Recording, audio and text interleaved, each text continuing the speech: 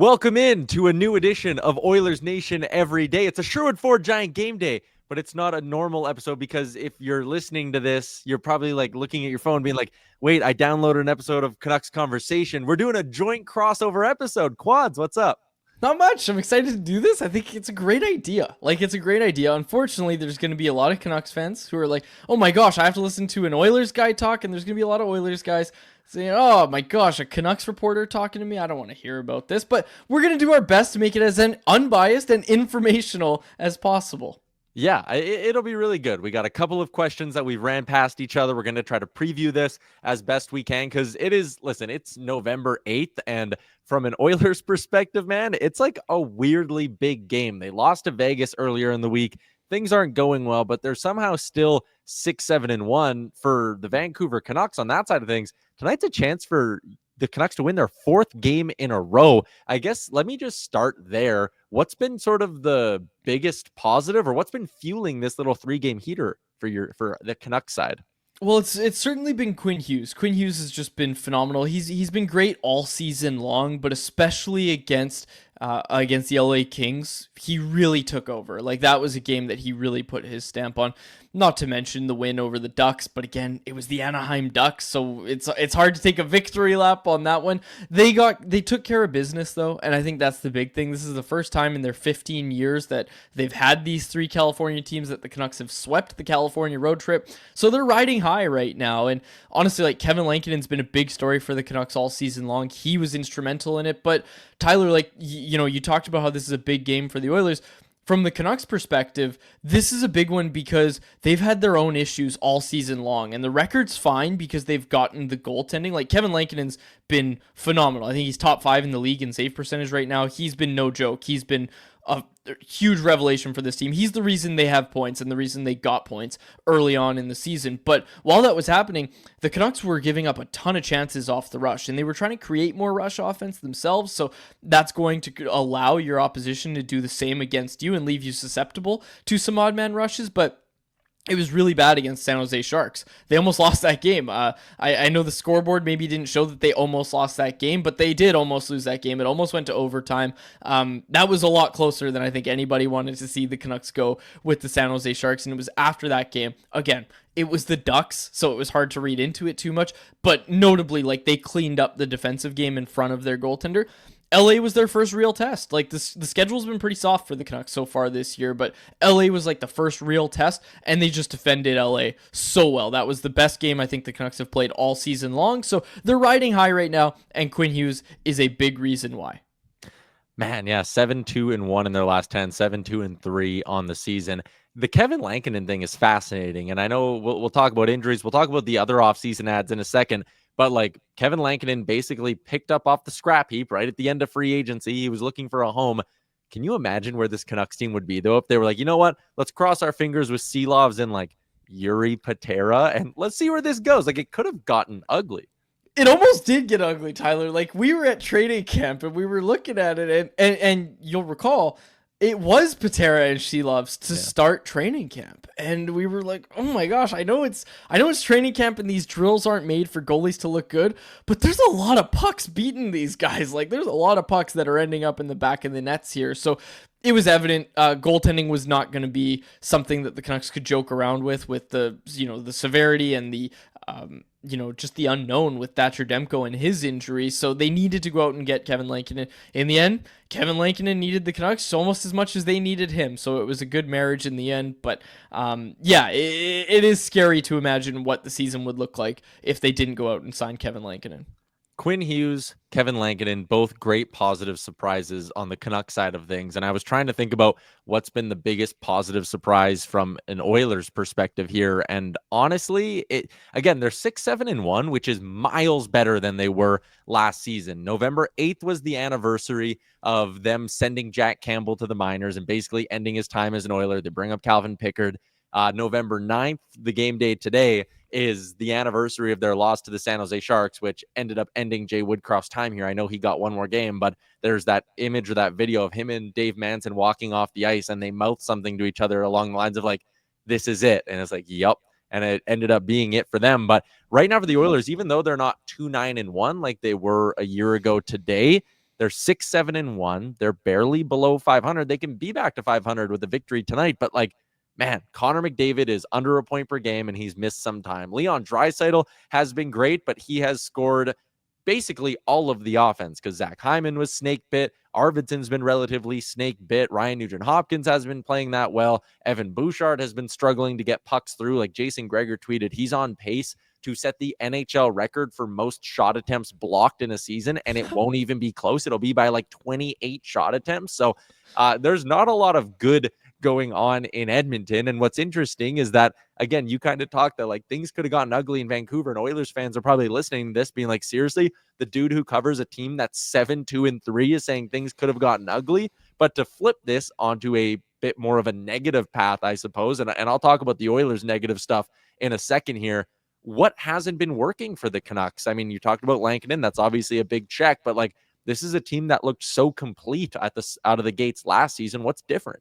Well, the power play is not doing very well. So that's, again, and I think that's a positive for Canucks fans at this juncture, is that it's starting to look a little more like itself. Obviously, there's the injury to Brock Besser. That's a huge disappointment if they lose Brock Besser. But in terms of like on-ice play and things that the Canucks can control, the power play, it hasn't been good enough, and squarely in that, Elias Pettersson. Like, Elias Pettersson's struggles need to be talked about. The point totals aren't there. Basically, what he's putting in right now, he was great last night against the LA Kings, or excuse me, on Thursday night, he was great against the LA Kings, shutting down the Anze Kopitar line. He was instrumental in why the Canucks didn't give up much defensively.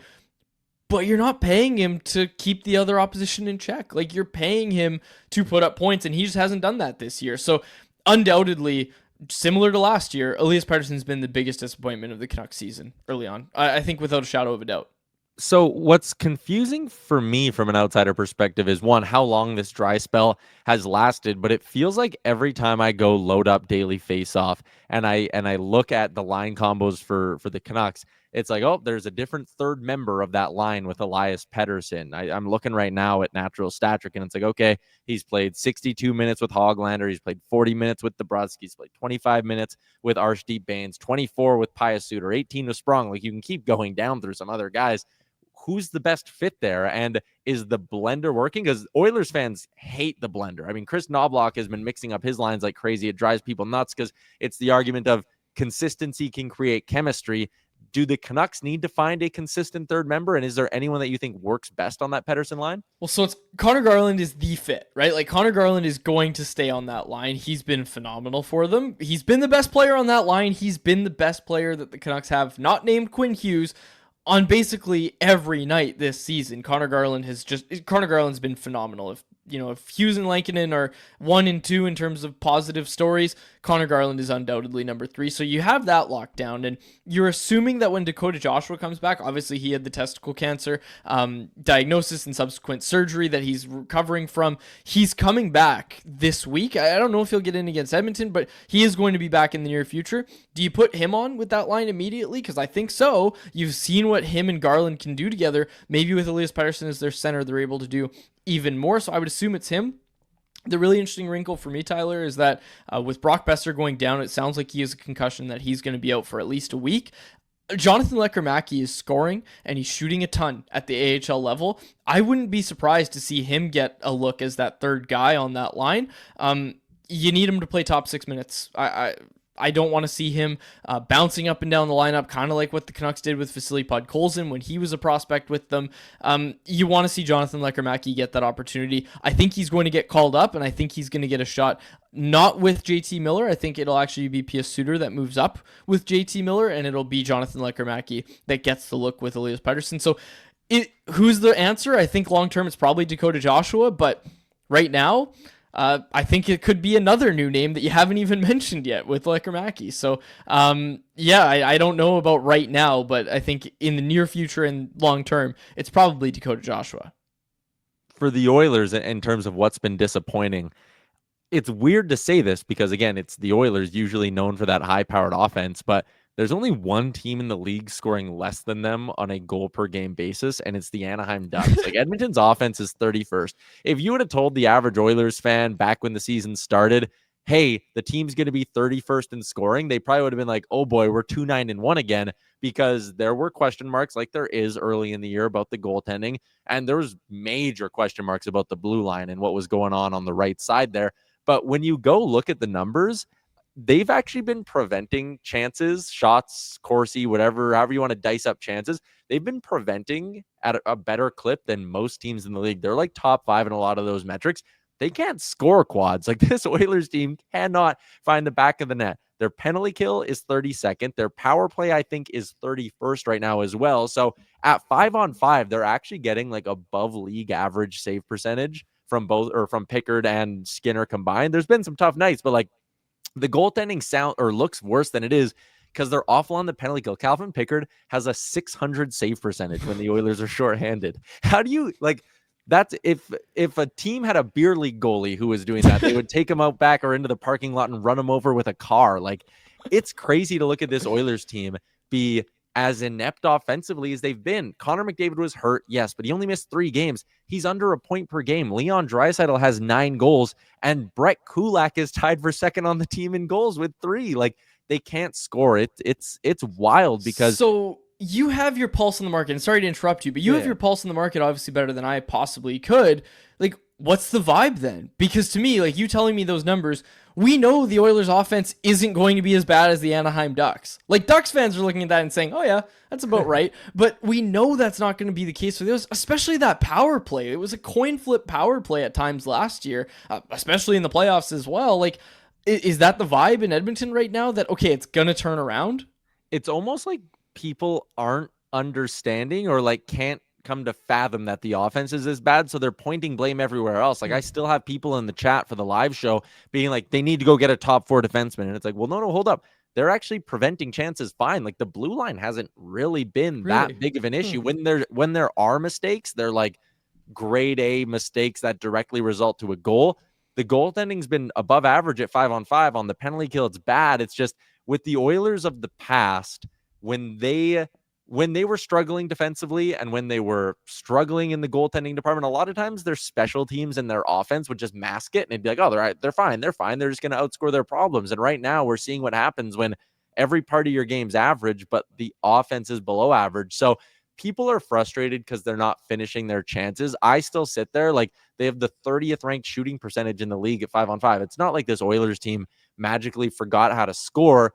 What will be concerning for me is if the offense wakes up and it comes at a time as the blue line starts to falter a little bit, and then all of a sudden you're sitting there and you're almost right back where you were, struggling to win hockey games. So the challenge for the Oilers here will be, like, everyone knows the power play is going to get heat up at some point. It's going to go on a 2-3 week run where it's 50%. Everyone knows Connor McDavid is going to have a run at some point where in 10 games he puts up like 27 points and everyone's like, oh my God, it's Connor McDavid's league, and everyone else is secondary. Like, that's going to come.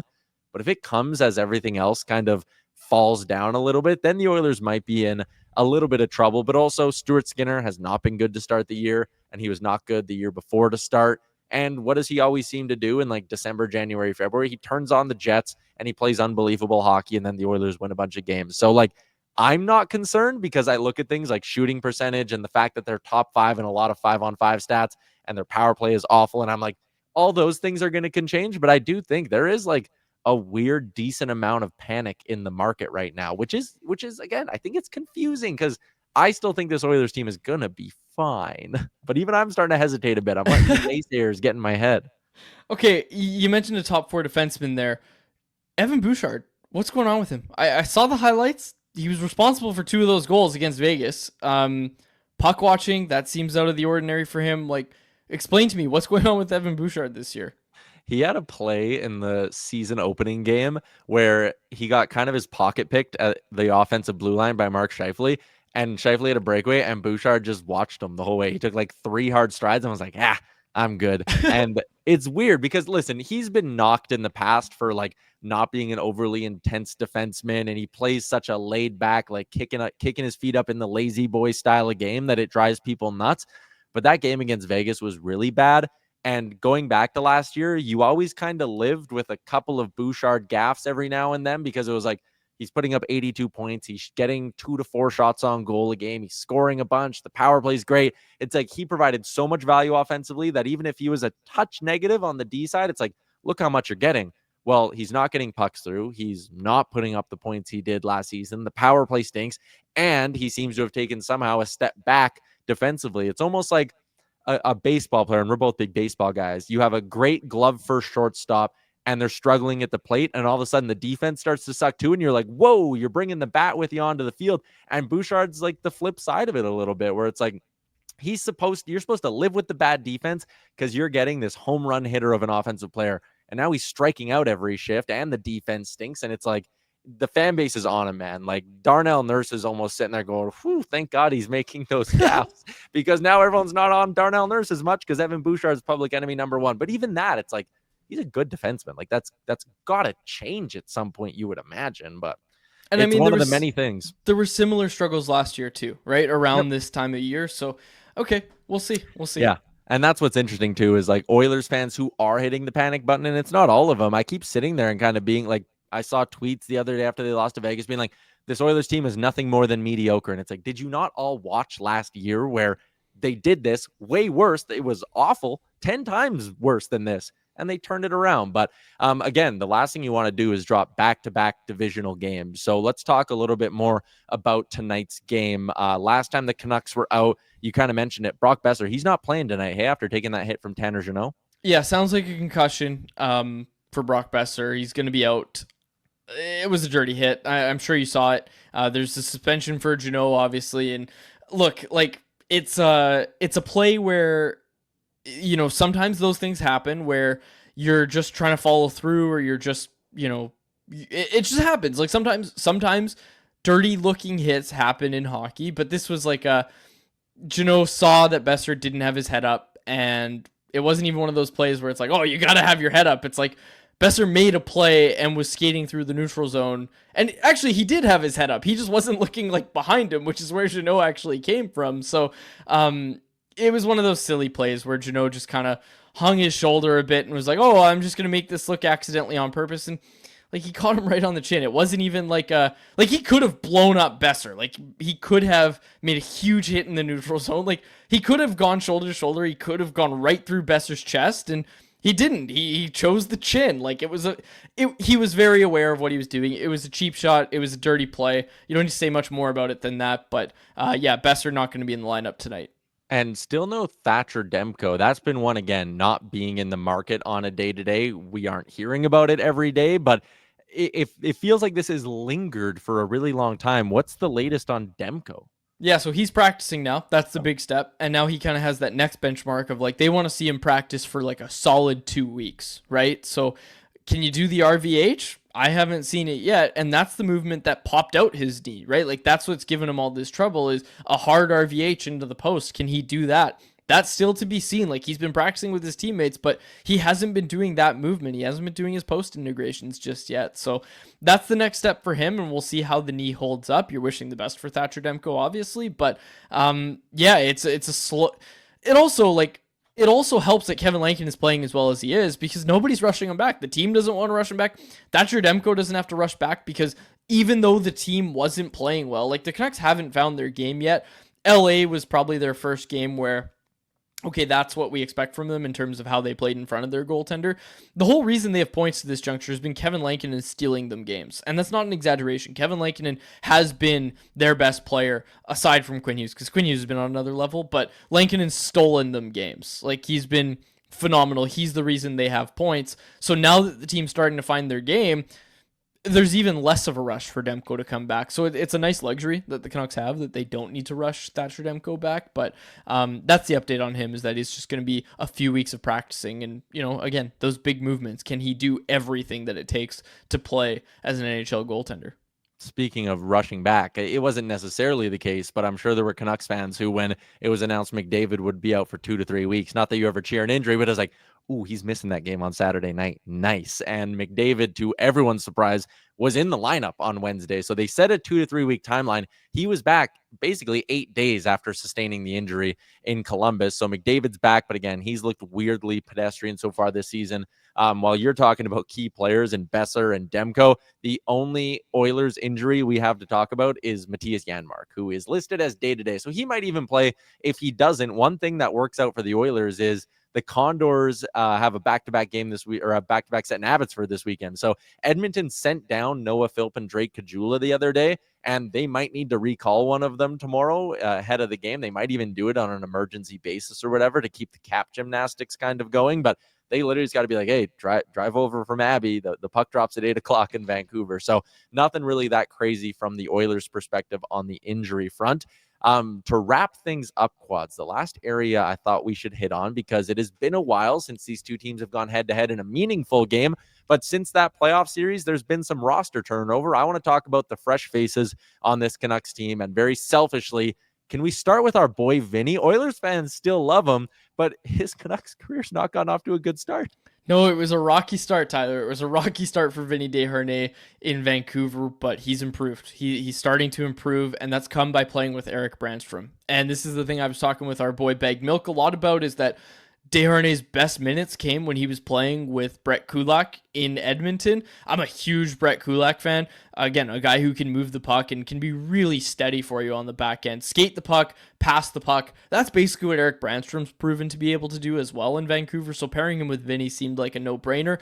And last night against LA was a phenomenal explanation of why you want to have Vinny Desharnais on your team. Threw some good hits, killed penalties really well, anticipated well, got his stick in passing lanes. And then when he's playing at 5-on-5, instead of throwing the puck up the glass and turning it over, which is what he was doing a lot of through his first games as a Canuck, he's just looking wherever Erik Brannstrom is, passing him the puck, and then Brannstrom's the one to wheel it out of the zone, and it's working. So again, Desharnais, really rocky start, but he started to settle down, and really that was the only acquisition that it was looking like wasn't working out. The Canucks pro scouting has been really good since Patrick Allvin and Jim Rutherford have taken over, but man, like, they have Kiefer Sherwood at $1.5 million. Kiefer Sherwood's leading the league in hits by a wide margin. He's not chasing hits. Like, all of those hits are coming on the forecheck, and most of them are causing turnovers. Kiefer Sherwood's playing hands down the best hockey of his career, but really, like, some of the best hockey we've seen from a third liner in Vancouver in quite some time. And we saw Connor Garland on the third line last year. Kiefer Sherwood's throwing his weight around. He's scoring, he's scoring goals from distance. These aren't just lucky goals or anything like that. They're one-timers. They're creating space for himself. Just things we hoped that would happen with Kiefer Sherwood, but weren't sure. And he's lived up to his billing. He's been, other than Lankinen, he's been their best free agent acquisition, especially when you consider the cap hit of $1.5 million for the next 2 years. Like Teddy Bluger as well. He's not a new acquisition, but he's a guy that they extended. And when you look at what a guy like Alex Wenberg got in San Jose, the center market, Bluger probably could have gotten more had he gone on the open market, but he stays in Vancouver at a really, really palatable cap hit. And the Canucks are better off for it. Like, their bottom six has been great this year. And that was the thing that they addressed in the offseason, right? It was like, okay, we need to reshape our forward group because it just wasn't good enough. In the playoffs especially, they got exposed, right? The forward group wasn't deep enough. So really, there's not an offseason acquisition that hasn't really worked out for them. Everybody's kind of, I don't want to say punching above their weight class, but everybody's doing about as well as you would have thought. Even Vinny, after the game against LA, even him can be included in that conversation. Yeah, we still get Oilers fans being like, they shouldn't have let him walk, To flip it around to the Oilers side of things, it's been a rocky start for a few of the fresh faces in the Oilers lineup. I had probably higher hopes for a guy like Ty Emberson, but again, he's relatively inexperienced as a defenseman. He only played 30-some games last year for the Sharks to start his NHL career. Troy Stecher has been kind of exactly what Troy Stecher always is. I view him as dependable, but Chris Knobloch maybe doesn't have the same trust level in him. The big ads for the Oilers were unsurprisingly up front. Jeff Skinner tough in the D zone. There has been some rough moments with him, but I've actually been really impressed with how willing he's been to go to some of the dirtier areas and go to the front of the net. Like, he's got 3 goals on the season, and a couple of them have been like right in the blue paint. It hasn't been him like firing home laser beam wrist shots, which is what I thought we'd be getting. Also, no one on the team has shot the puck more this year than Jeff Skinner. He is on the third line with Connor Brown and Adam Henrique, and the Oilers have actually shown they like trying to give that trio softer matchups and use them as more of like a third scoring line, and letting the trio of Draisaitl, Arvidsson, and Podkolzin be a bit of a shutdown line, which is interesting. Arvidsson, totally snake bit to start the year. Like, he'll get going. I actually really like the player. He didn't play a ton last year, though, so it's been kind of just tough to watch him try to get the wheels going and get some momentum. But I think the Oilers still have a good player there in Arvidsson. And let's talk about Vasily Podkolzin, Quads. Anytime I post about Podkolzin, I have like 20 Canucks fans in my mentions being like, because what I'm seeing here is a guy who skates hard, is good defensively, who is always seemingly in the right spots in the offensive zone, but he just can't score. And I'm watching him going, well, surely a guy who does this many things right is going to start scoring. And Canucks fans go, we said that for 2 years. Yeah, look, Vasily Podkolzin, one of the best dudes that I've ever dealt with in my career in terms of like just how he is as a person. You're always rooting for guys like that, rooting for Vasily Podkolzin's success. But yeah, like, he's always kind of been that. You know what? Let me put it this way. He spent his first 2 years with SKA, who's like the top team in the KHL, and he was playing very limited minutes. And when he went over the boards, it was, hey, don't make a mistake or you're not getting any more minutes. So he had that beat into him right after his draft year, basically. And he almost forgot, it seems, like, how to play the game just on his instincts. And that was the thing that Tocchet spoke about a lot. And Patrick Johnson was my co-host on Canucks Convo on Friday, and he talked about this as well. Like, Rick Tocchet was speaking about it and saying, like, I just want him to follow his instincts and, like, play the game. Like, don't be so scared of making a mistake. And really, it sounds like that's the difference. And I know he's skating hard and doing all that. It's not the same. Like, I've watched some Oilers games. It's not the same. Podkolzin is playing better as an Oiler than he did as a Canuck, because as a Canuck, he would be so focused on not making a mistake that he would, like, miss the puck, and that's a mistake in itself, because he's looking at his man, and the puck's loose, and his man beats him to the puck because Podkolzin's looking at his man, not the play. You got to play the game, and right now Podkolzin's playing the game for the Oilers. Like, I've watched some Oilers games, and the forechecking, you're never gonna doubt that from Podkolzin. But he's winning more wall battles than he has. Like, it's one thing to forecheck and be in the right spot, but it's like, okay, what are you doing after that? And he's, not only is he winning the puck, he's winning the puck battle, and then he's making a pass. Like, he's making a play. He's not just winning the puck, chipping it again, and then going to try to win another wall battle. Like, he's making plays with the puck, and ultimately, yeah, you're right. He's not scoring. He's always lacked some finishing ability, but, like, there was a time when Bo Horvat would tell us that he thinks Podkolzin is the hardest shot on the team. Can he start to use that a little bit more? I think so. And I think, look, and I know with all the disappointments that there's been in Edmonton to start the year, I think Podkolzin's been really promising for the Oilers. And I think he has more to give. I think this fresh start was so crucial for him. And I think he's going to give even more than you're seeing from him right now with the Oilers. It'll be interesting. Former Oiler in the Canucks lineup, former Canuck in the Oilers lineup. It'll be a good game tonight. Let's quickly, key to victory for Vancouver tonight. If they're going to win, what do they got to do well? Continue to defend. They're starting to defend the rush well. It was a very complete game against LA. Do that again, you're going to be just fine. Yeah, I'll say special teams for the Oilers. Again, penalty kill, power play, both right in the bottom 5% of the league. If those two turn around, their 5-on-5 play has actually been really good. If Edmonton can get the special teams going, it should be, I should say, a good night for the Oilers.